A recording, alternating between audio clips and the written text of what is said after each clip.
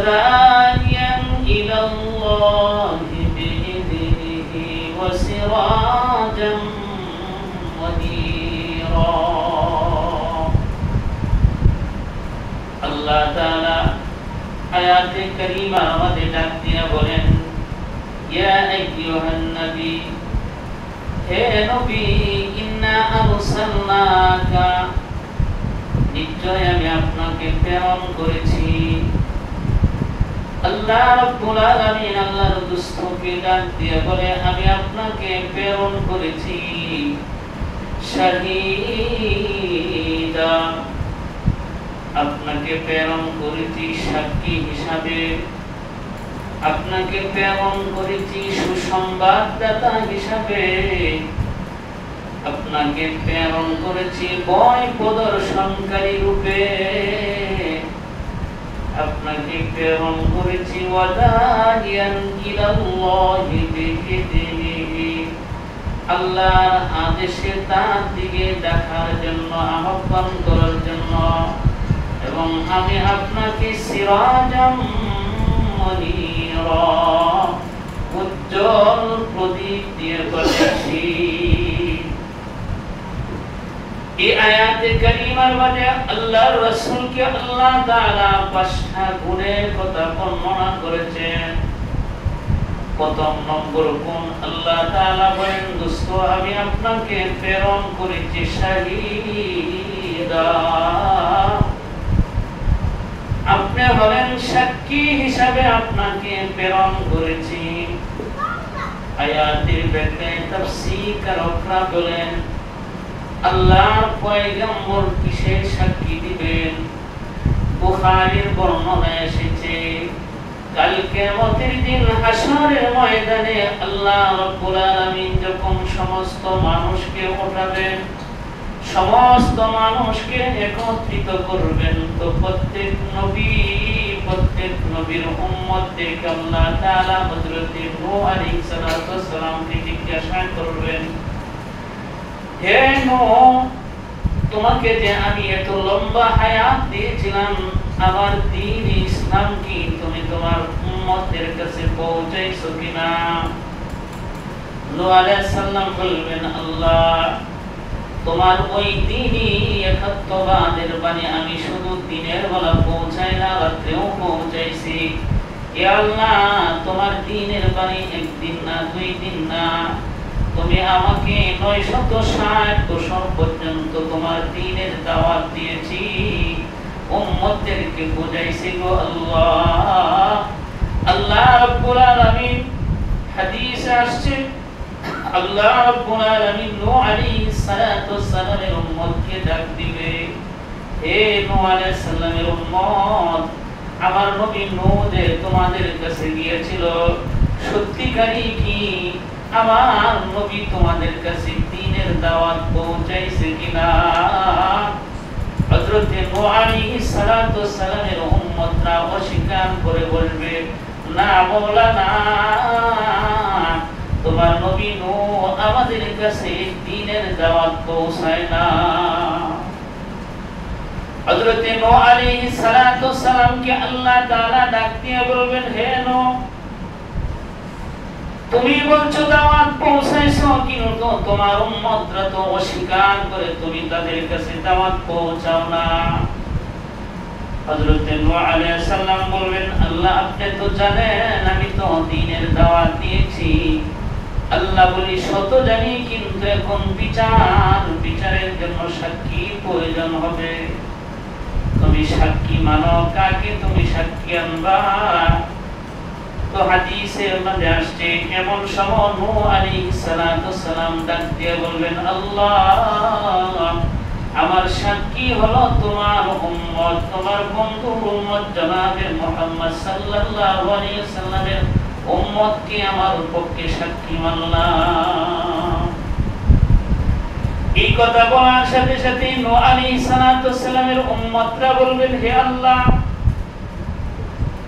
আপনার দোস্ত মুহাম্মদ সাল্লাল্লাহু আলাইহি ওয়াসাল্লামের উম্মত কিভাবে আমাদের পক্ষে সাক্ষী হবে কারণ তারা দুনিয়াতে আমাদের অনেক শত শত বছর পরে দুনিয়াতে আগমন করেছে, তারা আমাদের পক্ষে কেমন করে আমাদের বিপক্ষে সাক্ষী হবে মওলা? আল্লাহ তাআলা তখন আমাদের দিকে বলবে, হে মুহাম্মাদের উম্মত, আমার উম্মত তোমরা কিভাবে সাক্ষী হইতেছ? তো হুজুর সাল্লাল্লাহু আলাইহি সাল্লামের উম্মত ডাক দিয়ে বলবে, আল্লাহ, তোমার বন্ধুর কাছ থেকে শুনেছি, তোমার দোস্ত জনাবে মুহাম্মদ সাল্লাল্লাহু আলাইহি ওয়াসাল্লামের সূরা নূর মধ্যে আমরা শুনেছি, আমরা সূরা নূর তেলাওয়াত করেছি, তোমার বন্ধু নূহ আলাইহিস সালামের কথা বলেছেন, উম্মতদেরকে 960 বছর দিনের দাওয়াত দিয়েছে। এমন সময় সাক্ষী হিসাবে আপনার আমার নবী জনাবে মুহাম্মদ সাল্লাল্লাহু আলাইহি ওয়াসাল্লামকে ডাকা হবে। হাসরের ময়দানে আপনার আমার নবীকে আল্লাহ তাআলা ডাক দিয়ে বলবেন, দোস্ত, আপনার উম্মত তো নূহ আলাইহিস সালামের পক্ষে সাক্ষী দিচ্ছে, আপনি ওই সাক্ষীর সত্যায়ন করেন, সত্যি কি? আল্লাহর রাসূল সাল্লাল্লাহু আলাইহি ওয়াসাল্লাম ডাক দিয়ে বলবেন, ও আমার আল্লাহ, সত্যিকারী আমার উম্মতরা যা বলেছে এর মধ্যে কোনো সন্দেহ নাই। নূহ আলাইহিস সালাম 960 বছর দিনের দাওয়াত দিয়েছে, আমি আমার উম্মতদেরকে এই কথা বর্ণনা করেছি, বলেছি, উম্মতের কথা নবীজি সত্যায়ন করবেন। এইজন্য আল্লাহ তাআলা বলেন, বন্ধু, তোমাকে 5টা গুণের মধ্যে প্রথম নম্বর গুণ হলো আপনি শাহিদা। আমি আপনাকে প্রেরণ করেছি সাক্ষী হিসাবে, কিয়ামতের দিন উম্মতের পক্ষে তিনি সাক্ষী দিবেন। 2 নম্বর আল্লাহ তাআলা বলেন, বন্ধু, আপনাকে আমি প্রেরণ করেছি মুবাশশিরা, সুসংবাদদাতা হিসাবে, আপনি আমার বান্দাদেরকে রহমতের সুসংবাদ দিবেন। আমার বান্দাদেরকে আমি আমার বান্দার প্রতি দয়া করি, মেহেরবানি করি, অনুগ্রহ করি, আমি যে গফুরুর রহিম। আমার বান্দাদেরকে আপনি আমার রহমতের বর্ণনা দিতে থাকেন, সুসংবাদ দিতে থাকেন। আমার বান্দাদের জন্য আমি জান্নাতি নিয়ামত রেখেছি, জান্নাতের বর্ণনা দিতে থাকেন। আমার বান্দাদের জন্য আমি পরিমাণ রহমত আর দয়া জান্নাতের মাঝে আমি রেখে দিয়েছি। এজন্য আল্লাহ রাব্বুল আলামিন বলেন, ইন্না রাব্বাকা ওয়াসিউল মাগফিরা। আল্লাহ রাব্বুল আলামিনের মাগফিরাত হলো ব্যাপক।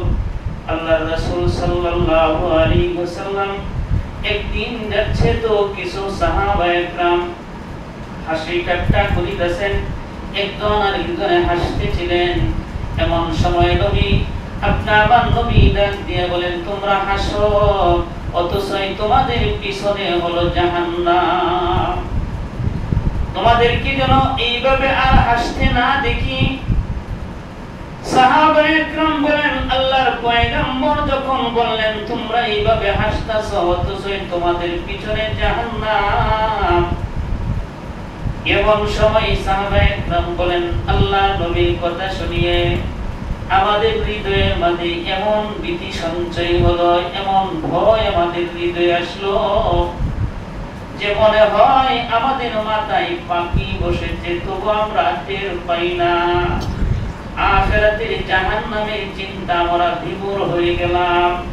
এমন সময় আল্লাহর পয়গম্বর আমাদের কাছে আসিয়া বলেন, ও সাহাবায়ে کرام, শোনো, এই মুহূর্তে হযরত জিবরাইল আলাইহিস সালাম আসিয়া আমাকে বলেন, ও জিবরাইল আসিয়া বলেন, ও সরকার, আপনি কেন আল্লাহর বান্দাদেরকে আল্লাহর রহমত হইতে নিরাশ করেছেন?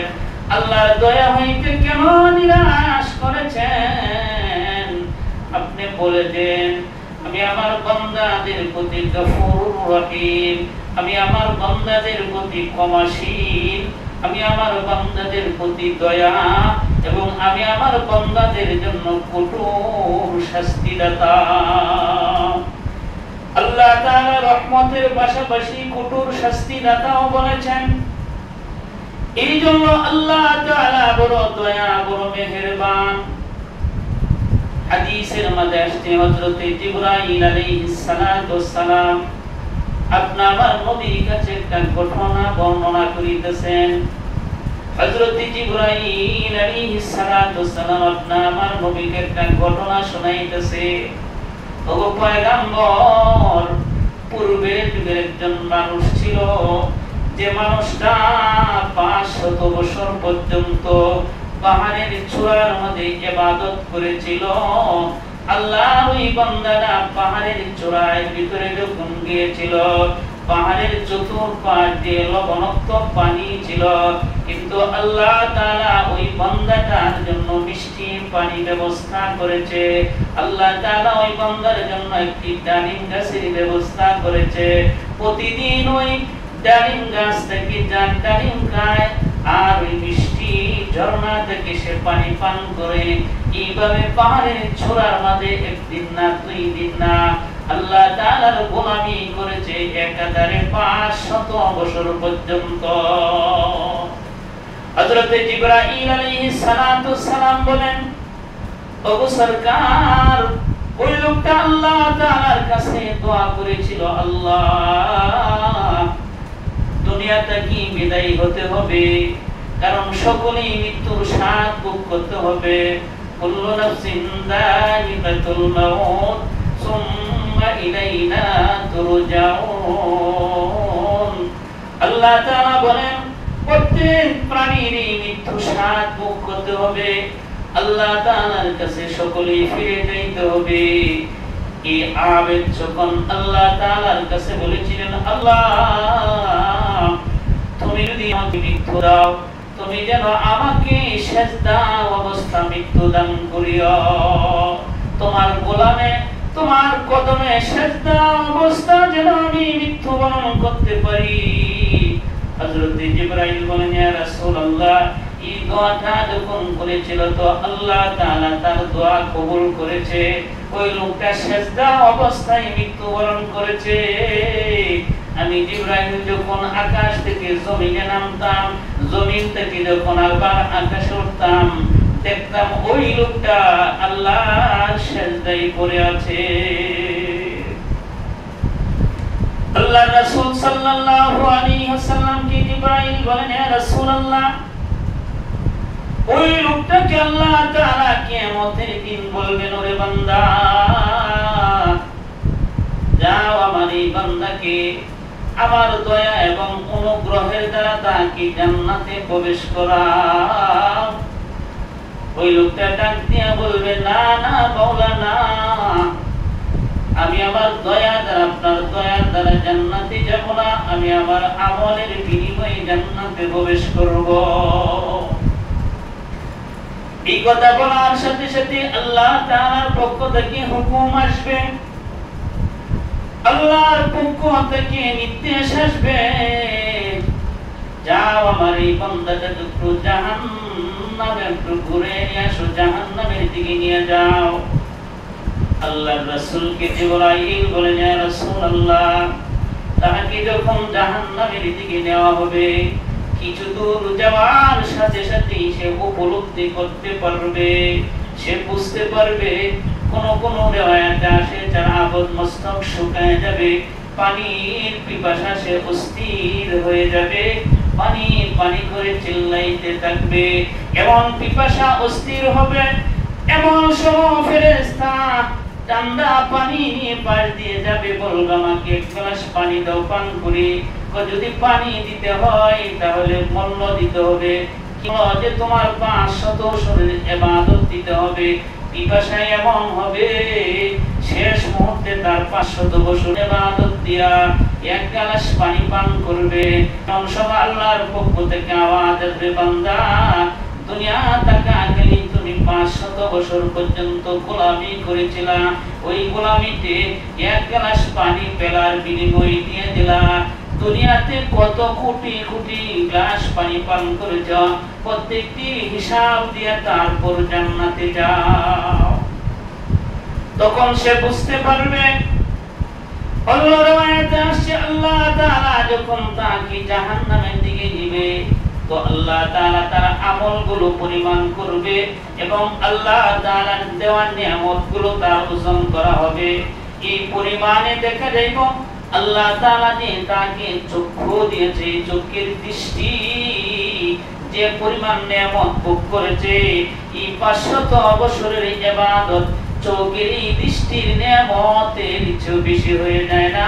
চোখের নিয়ামত আরো বেশি, তো পেরেশানি হয়ে গিয়া লোকটা ডাক দিয়ে বলবে, আল্লাহ বুঝেছি গো মাওলা, তোমার দয়া এবং অনুগ্রহের দ্বারাই আমি বেহেশত পেয়েছি। এই জন্য আল্লাহ রাব্বুল আলামিন বলেন, ইন্না রাব্বাকা ওয়াসিউল মাগফিরা, আল্লাহ তাআলার দয়া হলো ব্যাপক, আল্লাহর অনুগ্রহ হলো ব্যাপক। এই জন্য আল্লাহ তাআলা আল্লাহর দোস্তকে বলেন, বন্ধু আমি আপনাকে প্রেরণ করেছি মুবাশশিরা, সুসংবাদদাতা হিসাবে আমার বান্দাদেরকে আমার রহমতের সুসংবাদ দেন। 3 নম্বর, আপনাকে আমি প্রেরণ করেছি নাযীরা, ভীতি প্রদর্শনকারী রূপে। আপনি আমার বান্দাদেরকে যেমন রহমতের আশা দিবেন, তেমন ভীতি প্রদর্শন করবেন, আমার বান্দাদেরকে ভয় দেখাবেন, যেন বান্দারা গুনাহ থেকে তারা বিরত থাকতে পারে। আল্লাহ তাআলা বলেন, ইন্না বাতুশা রাব্বিকা লাশাদীদ, আল্লাহ তাআলা বলেন আপনার রবের পাকড়াও বড় কঠোর। আল্লাহ তাআলার পাকড়াও বড় কঠোর পাকড়াও। আল্লাহ রাব্বুল আলামিন যে বান্দাকে যখন ধরবে, আল্লাহ তাআলা সাময়িকভাবে বান্দাকে একটু ঢিল দেয়, সাময়িকভাবে আল্লাহ তাআলা বান্দাকে সুযোগ দেয়। আল্লাহ তাআলা কিন্তু ছাড় দেয়, কিন্তু ছেড়ে দেয় না। আল্লাহ রাব্বুল আলামিন যখন ধরবেন তো ধরা কঠিন ধরা। এই জন্য আল্লাহ রাব্বুল আলামিন আপনাকে বলেছেন, আল্লাহ রাসূলকে বলেন আপনি ভীতি প্রদর্শন করতে থাকেন সেই ভয়াবহ দিন, যেদিন সন্তান তার বাবাকে বলে যাবে। আল্লাহ তাআলা বলেন, ইয়াওমা ইয়াফিরুল মার'উ মিন আখিহি ওয়া উম্মিহি ওয়া আবিহি ওয়া সাহিবাতিহি ওয়া বানিহি। আল্লাহ রাব্বুল আলামিন বলেন সেই দিন, অর্থাৎ হাসরের দিন, মানুষ তার ভাই থেকে পলায়ন করবে, মানুষ তার মা থেকে পলায়ন করবে, মানুষ তার বাবা থেকে পলায়ন করবে, মানুষ তার স্ত্রী বিবি থেকে পলায়ন করবে, স্ত্রী থেকে পলায়ন করবে, মানুষ তার সন্তান সন্ততি থেকে পলায়ন করবে। প্রত্যেকেই নিজের চিন্তা ব্যস্ত থাকবে। একটু চিন্তা করে দেখেন, যার জন্য আমি আমার জীবনটা সমস্ত কিছু ব্যয় করে দিতেছি, যে সন্তানের জন্য আমি আমার জীবনটাকে মাথার ঘাম পায়ে ফেলায়া সন্তানকে খাবার দিচ্ছি, কিন্তু ওই সন্তান একদিন আমাকে ভুলে যাবে, মা তার সন্তানকে ভুলে যাবে, বাবা তার সন্তানকে ভুলে যাবে। আল্লাহ রাব্বুল আলামিন বলেন সেই দিন আপনি মুবাশশিরা শাহিদা, আপনি নাযীরা, আপনি বান্দাদেরকে ভীতি প্রদর্শন করাইতে থাকেন। আমি আল্লাহ রাব্বুল আলামিনের জাহান্নামের ভয় তাদেরকে দেখাইতে থাকেন। আল্লাহ রাব্বুল আলামিন আমাকে আমার নবীকে নাযীরা হিসাবে পাঠাইছেন, ভীতি প্রদর্শনকারী হিসাবে। যে সন্তানের জন্য আমি দুনিয়ার সব কিছু করি, আমি আমার সন্তানের জন্য অনেক কিছু মহব্বত করি, কিন্তু ওই সন্তান আমাকে বলে যাইবে, ওই মা সন্তানকে বলে যাইবে, বাবা সন্তানকে বলে যাইবে। এই কিয়ামতের কঠিন ভয়াবহ সময়, এই সময়ের কথাগুলো উম্মতদেরকে জানায়া দেন। আল্লাহর রাসূল সাল্লাল্লাহু আলাইহি ওয়াসাল্লাম বলেন, আল্লাহর রাসূল বলেন, ও সাহাবায়ে کرام, আমি যা দেখি তোমরা যদি তা দেখতা, তাহলে দুনিয়াতে বেশি বেশি করে কান্দা, কম কম করে হাসতা। কারণ হায়াতের এই জিন্দেগিতে আল্লাহ তাআলা তোমাদেরকে সাজিয়ে দিয়েছেন, তুমি বেশি বেশি করে আখিরাতের ভয় নিয়ে দুনিয়াতে চলো।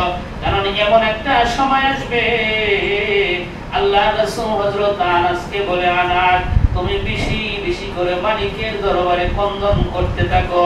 তোমার হায়াতের জিন্দেগির জন্য কি অপরাধ তুমি করেছো তুমি জানো, তুমি আল্লাহ তাআলার কাছে কাঁদতে থাকো। তোমার জানা নাই কোন দিনের কান্না আল্লাহর কাছে মঞ্জুর হয়ে যায়। এই জন্য আল্লাহ তাআলার কাছে বেশি বেশি করে চাওয়া, আল্লাহ তাআলার কাছে যে বেশি বেশি চাইতে পারে আল্লাহ তাআলা তার প্রতি সন্তুষ্ট হয়ে যায়। এই জন্য আল্লাহর রাসূল হযরত আনাস রাদিয়াল্লাহু তাআলা মুখে বলেন, বেশি বেশি করে তুমি আল্লাহ তাআলার কাছে কাঁদতে থাকবা। তুমি নীরবে নির্জনে আল্লাহ তাআলার কাছে কাঁদতে থাকবা। নীরব যখন হইবা তখন আল্লাহ তাআলার কাছে তোমার জীবনের কথা মনে করে কান্না শুরু করে দাও, কারণ আল্লাহ তাআলা বান্দার কান্নাটা বেশি পছন্দ করে। এই জন্য আল্লাহ তাআলার গোলাম হওয়া, আখিরাতের ভয় কলবের মাঝে আনা। এই দুনিয়া থেকে একদিন আমার চলে যাইতে হবে, কবরের জগতে আমি খেয়ে নিয়ে যাইব। কবরটা আমার জন্য কারো জন্য জাহান্নামের গর্ত হবে, কবর কারো জন্য জান্নাতের একটা টুকরা হবে। এই সব কিছু আপনি আমার দুনিয়া থেকে কামাই করে নিতে হবে। দুনিয়া থেকে আপনি আমার যদি কামাই করে নিতে পারি তো আখিরাতে আপনার জামার জন্য সফলতা হবে। এই জন্য আল্লাহ রাসূলকে আল্লাহ তাআলা বলেন, বন্ধু আমি আপনাকে পাঠাইছি নাযীরা, ভীতি প্রদর্শনকারী রূপে। আপনি আমার বান্দাদেরকে আখিরাতের ভয় দেখাইতে থাকেন। 4 নম্বর আল্লাহ তাআলা বলেন, ওয়াদাইয়ান ইলাল্লাহি বিইذনিহি ওয়া সিরাজাম মুনীরা। 4 নম্বর আল্লাহ তাআলা বলেন, দোস্ত আমি আপনাকে প্রেরণ করেছি আল্লাহর আদেশে তার দিকে মানুষকে ডাকার জন্য। আমার আদেশে আমার বান্দাকে আমার দিকে ডাকতে থাকবেন। দুনিয়াতে সেই সবচেয়ে উত্তম মানুষ, যে মানুষটা আল্লাহর দিকে আরেকজন মানুষকে আল্লাহর দিকে ডাকে, যে নামাজ পড়ে না তাকে নামাজের জন্য ডাকে। আল্লাহর রাসূল বলেন ওই মানুষটাই দুনিয়াতে সবচেয়ে উত্তম মানুষ, যে মানুষটা মানুষকে সত্যের দিকে আহ্বান করতে থাকে। নামাজে আসতেছেন তো আরেকজন মানুষ বসে রয়েছেন, আসেন ভাই নামাজে আসেন। এই যে আপনি ডাক্তার দিলেন, লোকটা যদি নামাজে না আসে, সরকারে তো আলম নবী বলেন আপনি যে একটি সৎ কাজের আদেশ দিয়ে আসলেন, যদিও না আসে আল্লাহ তাআলা আপনার জন্য জান্নাতের মধ্যে একটা বালাখানা তৈরি করবে। আপনি যে ডাক দিলেন, আপনি যে মানুষকে দিনের দিকে ডাক দিলেন, ভালো কাজের দিকে ডাক দিলেন, কেন ভালো কাজটা তো নবিয়ানা কাজ। নবীরা মানুষকে ভালো কাজের দিকে ডাক দিত, নবীরা মানুষকে ভালো কাজের দিকে আহ্বান করিত। মানুষ যখন গুনাহ করত সাথে সাথে মানুষকে সংশোধনের জন্য নবীরা বারবার উম্মতদেরকে বুঝাইতো। এই উম্মতদের বোঝানোর কারণে নবীদের প্রতি অনেক কষ্ট সহ্য করতে হয়েছে। আপনি যদি ভালোর দিকে ডাকেন সকলেই আপনাকে ভালোবাসবে না, সকলে আপনাকে মহব্বত করবে না। আপনার সন্তানকে যদি নামাজের দিকে ডাকেন, এই সন্তান বারবার যদি আপনি ডাকতে থাকেন, কোন সময় সন্তান বিরক্ত হবে যে বারবার নামাজের জন্য ডাকে, কিন্তু সন্তানকে আপনি কল্যাণের দিকে ডাকতেছেন, সন্তানকে জাহান্নাম থেকে বাঁচাইতেছেন। এই জন্য বারবার সন্তানকে দ্বীনের দিকে ডাকা, পরিবার পরিজনকে নামাজের কথা বলা, বারবার বোঝানো, দ্বীনের দিকে ডাকা। এই দ্বীনের দিকে ডাকা, নিজে ডাকা এবং নিজের উপরে ইস্তেকামত থাকা, অটল থাকা। আল্লাহ তাআলা বলেন, ইন্নাল্লাযীনা ক্বালু রাব্বুনাল্লাহ সুম্মা ইসতাকামু ফালা খাউফুন আলাইহিম ওয়ালা হুম ইয়াহজানুন। আল্লাহ তাআলা বলেন, যারা বলে আমার রব আল্লাহ, আর আল্লাহ বলার পরে ইহার মধ্যে ইস্তেকামত থাকে, অটল থাকে, নিজে নামাজ পড়ে বিবিকেও নামাজের কথা বলে, বিবিকে নামাজের কথা বলেন, বিবি নামাজ পড়ে না, সেও রাগ করে বলে আমিও পড়বো না, এমনটা না। এইভাবে যখন ইস্তেকামত থাকে, অটল থাকে, দ্বীনের প্রতি যখন অটল থাকবে, ইস্তেকামত থাকবে, আল্লাহর পক্ষ থেকে ঘোষণা আসবে ফালা খাউফুন আলাইহিম ওয়ালা হুম ইয়াহজানুন। আল্লাহ তাআলা বলবেন বান্দা তোমার কোনো ভয় নাই, তোমার কোনো চিন্তা নাই, তার জন্য কোনো ভয় নাই, তার জন্য কোনো চিন্তা নাই। কিসের ভয় নাই?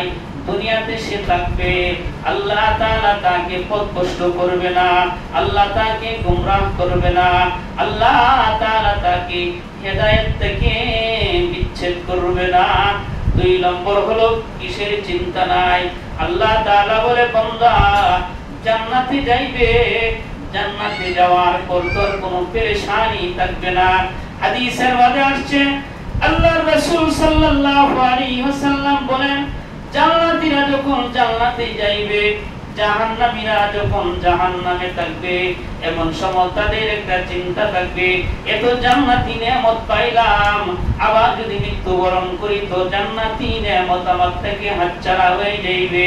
জাহান্নামীরা কাঁদতে থাকবে আর বলতে থাকবে জাহান্নাম ভোগ করার পরে সম্ভবত আমরা নাজাত পাইব, জাহান্নাম থেকে কিছু না কিছু আমরা মুক্তি পাইব।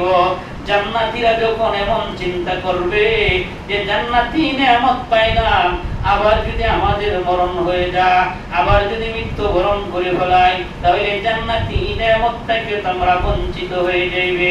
এমন সময় সরকারে দো আলম নবী বলেন জান্নাত এবং জাহান্নামীদের মাঝখানে মৃত্যু নামের একটা বস্তু আছে, এই বস্তুটাকে বেড়ার আকৃতিতে ধারণ করিয়া জান্নাতীদেরকে বলবে ও জান্নাতীরা দেখো এই যে মরণ নামের বস্তুটাকে তোমাদের সামনে জব করে দিলাম, আর কোনো সময় তোমাদের মরণ হবে না, তোমরা আর চিন্তা করবে না, আর পেরেশানি করিও না।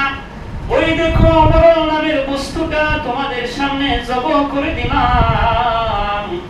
এমন সময় জাহান্নামীদেরকে বলবো জাহান্নামীরা তোমরা যে মনে করেছিলা মরবা, না না না, ওই দেখো মরণ নামের বস্তুটা তোমাদের সামনে জব করে দিলাম, আর কোনোদিন তোমরা মরবে না। হাদিসে সরকারে দো আলম নবী বলেন জান্নাতীরা এমন আনন্দিত হইবে, জান্নাতীদের এমন আনন্দ উৎফুল্ল হবে বর্ণনা দেওয়ার মতো কোনো জিনিস থাকবে না।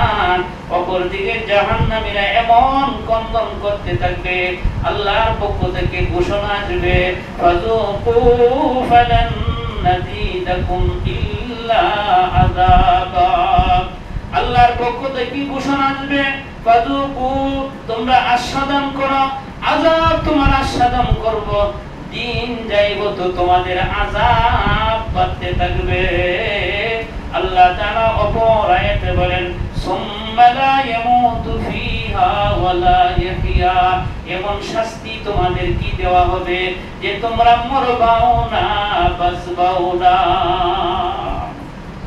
আল্লাহ রাব্বুল আলামিন এই জন্য হাদিসে সরকারে তো আলম নবী বলেন তুমি আপনি দ্বীনের দাওয়াত দিতে থাকেন, মানুষদেরকে কিছু মানুষ দ্বীনের দাওয়াত গ্রহণ করবে, কিছু মানুষ দ্বীনের দাওয়াত গ্রহণ করবে না, তো আপনি দ্বীনের কাজ করতে থাকেন, মানুষকে আমার আদেশে মানুষকে ডাকতে থাকেন। 4 নম্বর আল্লাহ রাসূলকে আল্লাহ তাআলা 5 নম্বর বলেন ওগো পয়গম্বর আপনাকে আমি পাঠাইছি সিরাজাম মুনীরা, উজ্জ্বল প্রদীপ দিয়ে পাঠাইছি, উজ্জ্বল বাতি দিয়ে আপনাকে পাঠাইছি, আপনাকে আমি সিরাজুম মুনীরা উপাধি দিয়েছি। কারণ এক সিরাজ থেকে একটা বাতি থেকে অসংখ্য গণিত বাতি হইতে পারে, কিন্তু এক সূর্য থেকে হাজার, একটা সূর্য থেকে আরেক সূর্য হতে পারে না। এক চন্দ্র থেকে আরেকটা চন্দ্র হতে পারে না। আমি আপনাকে সিরাজুম মুনীরা হিসাবে এই জন্যই পাঠাইলাম, উজ্জ্বল প্রদীপ দিয়ে পাঠাইলাম। কারণ এক বাতি থেকে আরেক বাতি হইতে পারে, এক বাতির আগুন থেকে আরেকজন আগুন নিতে পারে, এইভাবে অসংখ্য অগণিত কোটি কোটি বাতি জ্বালাইতে পারে। আমি আপনাকে সিরাজুম মুনীরা হিসাবে দুনিয়াতে প্রেরণ করলাম, হেদায়েতের আলো দিয়ে আপনাকে আমি পাঠাইলাম। ওই হেদায়েতের আলো যারা গ্রহণ করেছে, আপনার ওই হেদায়েতটা একদিন না দুই দিন না, আপনার এই হেদায়েতের আলোটা কিয়ামত পর্যন্ত অটল থাকবে। এই জন্য আল্লাহর পয়গম্বর সরকারে দো আলম নবী আরাফাতের ময়দানে জাবালে রহমতের সামনে নবীজি 1,24,000 সাহাবীদের সামনে নবীজি দ্বীনের এই হেদায়েতের আলোটা সাহাবীদের কাছে পরিপূর্ণ দেওয়ার পরে রাসূল করিম সাল্লাল্লাহু আলাইহি ওয়াসাল্লাম এই হেদায়েতের আলোটা সাহাবীদেরকে দিয়েছিলেন। সাহাবায়ে কেরাম পৃথিবীর মধ্যে সেই হেদায়েতের আলোগুলো ছড়াইছে। এইভাবে হেদায়েতের আলো ছড়াইতে ছড়াইতে পৃথিবীর চতুর্দিক থেকে হেদায়েতের আলো ছড়ে গেছে। আল্লাহর রাসূল সাল্লাল্লাহু আলাইহি ওয়াসাল্লাম দুনিয়াতে নাই, কিন্তু অন্যান্য নবীরা দুনিয়া থেকে চলে যাওয়ার পরে তাদেরকে যে কিতাব দিয়েছিল, যেমন মূসাকে আল্লাহ তাআলা তাওরাত কিতাব দিয়েছিল, ঈসা নবীকে আল্লাহ তাআলা ইনজিল কিতাব দিয়েছিল, হযরত দাউদ আলাইহিস সালামকে জাবুর কিতাব দিয়েছিল। যতদিন নবী ছিল ততদিন তাদের কিতাব ছিল, নবী নাই তো কিতাবের মধ্যে পরিবর্তন এসে গেছে, কিতাবের মধ্যে পরিবর্তন এসে গেছে। কিন্তু আল্লাহ রাব্বুল আলামিন বলেন, দোস্ত আমি আপনাকে এমন একটা বাতি দিয়ে পাঠাইছি, আপনি দুনিয়াতে থাকবেন না, কিন্তু আপনার ওই দিন কিয়ামত পর্যন্ত থাকবে। কিয়ামত পর্যন্ত এই দিনের আলোটা কিয়ামত পর্যন্ত জারি থাকবে। একটা হক বাতি সর্বক্ষণ জারি থাকবে। নবীরা যেমন দায়িত্ব পালন করে, এইভাবে ওই দায়িত্বটা সিরাজুম মুনীরাটা কিয়ামত পর্যন্ত অটল থাকবে। এইভাবে আল্লাহ রাব্বুল আলামিন সিরাজুম মুনীরা এই হেদায়েতের আলোটা গ্রহণ করেছে যারা, সাহাবীদের কাছ থেকে তাবিঈনরা গ্রহণ করেছে, তাবিঈনদের কাছ থেকে তাবিঈনরা গ্রহণ করেছে, এইভাবে আইম্মায়ে মুস্তাহিদরা গ্রহণ করেছে, ইমাম বুখারী গ্রহণ করেছে, ইমাম মুসলিম হেদায়েতের আলো গ্রহণ করেছে, ইমাম তিরমিজি, ইমাম নাসাই, ওইভাবে অসংখ্য উলামায়ে কেরাম, অসংখ্য বুজুর্গ দ্বীনেরা এই হেদায়েতের আলোকে গ্রহণ করেছে। আর হেদায়েতের বাতি, এই হেদায়েতের আলোটা আল্লাহ তাআলা ঘরে ঘরে পৌঁছায় দিয়েছে। এই জন্য আল্লাহ রাব্বুল আলামিন ডাক দিয়ে বলেন, দোস্ত আমি আপনাকে সিরাজাম মুনীরা হিসাবে পাঠাইছি। এই জন্য আল্লাহ তাআলা ওই 5টা গুণের কথা আল্লাহ তাআলা বললেন। আল্লাহ রাব্বুল আলামিন আল্লাহর নবীকে আল্লাহ তাআলা পাঠাইছেন।